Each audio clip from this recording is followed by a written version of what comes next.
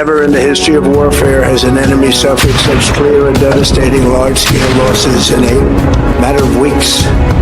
Our enemies are losing in America, as it has been for 5 years under my presidency, is winning, and now winning bigger than ever before. In the dark waters of the Strait of Hormuz, one of the most daring direct action missions of the entire crisis unfolded under the cover of night. U.S. Navy SEALs were tasked with the high-stakes raid to seize and neutralize a heavily fortified Iranian oil platform that had been turned into a forward command and drone launch base. This single platform was coordinating mine-laying operations and launching Shahed drones directly at passing oil tankers. The mission was clear: storm the platform, eliminate the threat, capture key intelligence, and deny Iran any further use of this strategic outpost. No conventional Marines or Army units were involved. This was a pure Navy SEAL operation from planning to execution. At a forward naval base in the Arabian Gulf, the SEAL platoon gathered inside a dimly lit briefing room aboard the USS John C. Stennis. Lieutenant Commander Ryan Hale stood before a large holographic display showing every detail of the target platform.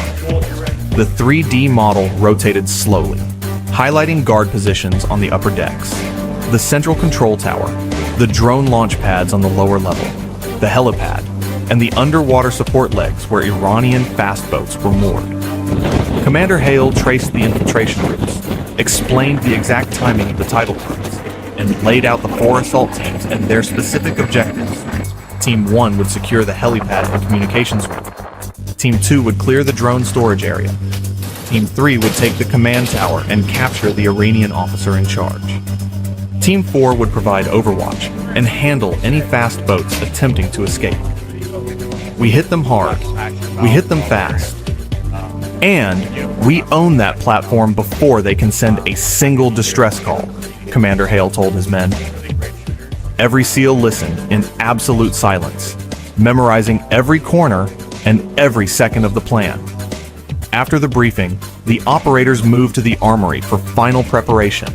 They donned their dark tactical dry suits, checked rebreathers, and fitted suppressed Mk-18 rifles with night vision optics. Each man carried extra magazines of subsonic ammunition, flashbang grenades, breaching charges, medical kits, and flex cups. Snipers zeroed their suppressed Mk-13 rifles for long-range shots across the platform deck. Combat divers double-checked their underwater scooters and limpet mine packages in case any Iranian boats needed to be disabled quietly. But the mood was calm and focused. These were men who had trained for exactly this kind of raid hundreds of times. On the flight deck, 2 MH-60S Nighthawk helicopters and 4 combatant craft assault CCA boats were already prepped and waiting. The SEALs boarded the rigid hull inflatable boats in complete silence. The CCA boats slipped away from the carrier into the black water, riding low and fast, their muffled engines barely making a sound.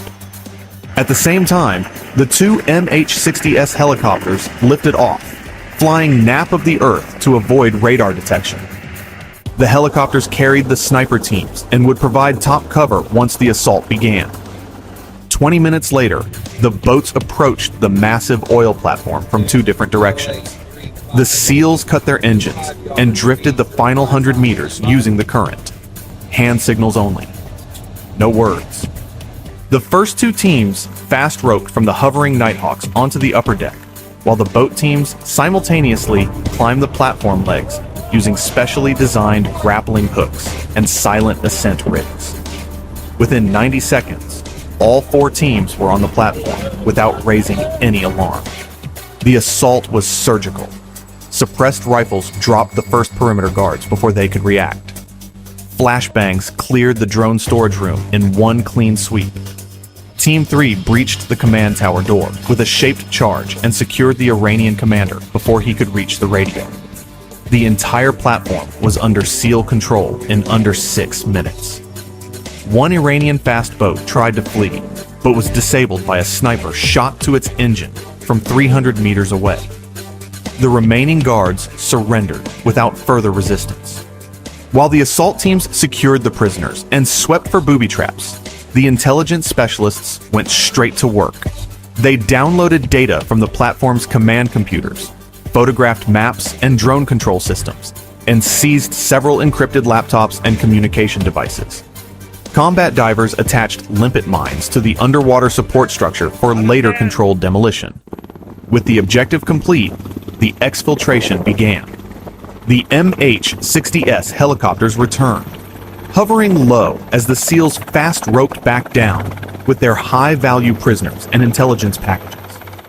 The CCA boats pulled alongside the lower deck to extract the remaining operators.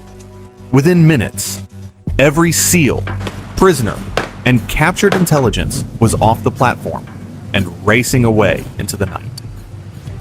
Back on the USS John C. Stennis, Commander Ryan Hale received the code word confirming mission success.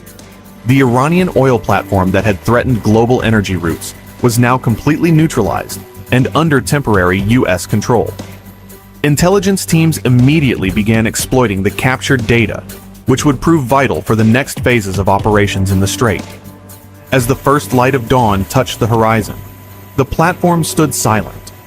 Controlled charges detonated below the waterline, collapsing key support legs in a precise sequence. The structure began to list, ensuring it could never again be used as a launch pad for mines or drones. The success of this lightning raid sent shockwaves through Iranian command. The message was unmistakable. American special forces could strike anywhere in the Strait of Hormuz, at any time, with devastating precision. Yes, the blockade that Iran had tried to enforce was crumbling faster than they could respond. On the carrier deck, the SEAL platoon gathered quietly. There were no loud cheers, only the quiet nods and fist bumps of professionals who had executed a near-perfect operation. Commander Hale looked at his men and said simply, "Platform is done. The lane is opening. Stay ready. The mission continues." Far below, the first commercial oil tankers, which had been waiting for days, began moving again under the protection of U.S. naval forces. The waters of the Strait of Hormuz were beginning to flow freely once more. The men who stormed that platform in the dead of night had just removed one of the final major obstacles to restoring freedom of navigation in one of the most critical waterways on Earth. Their silent victory added another chapter to the growing legend of the Navy SEALs in the battle for Hormuz. A legend written not with noise, but with speed, skill, and absolute dominance.